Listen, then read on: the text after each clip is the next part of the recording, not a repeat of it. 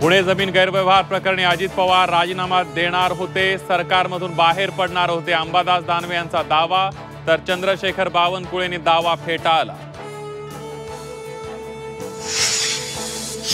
मुद्रांक विभागाची 42 कोटींची नोटीस योग्य. झी24 तासच्या बातमीनंतर महसूल मंत्री बावनकुळेंचा यू-टर्न. स्टॅम्प ड्युटी भरावी लागणारच, बावनकुळेंची सारवासारव.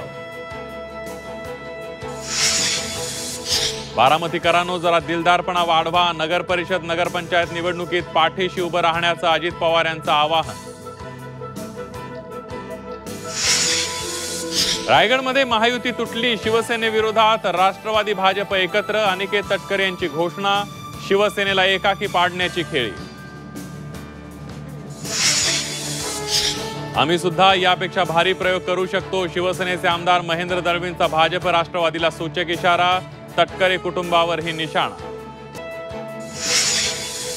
35 आली, मात्र अजून लग्न झालेलं नाहीये, एक पत्नी मिळवून द्या. अकोल्यातील लग्नाळू तरुणाचं थेट शरद पवारांना पत्र.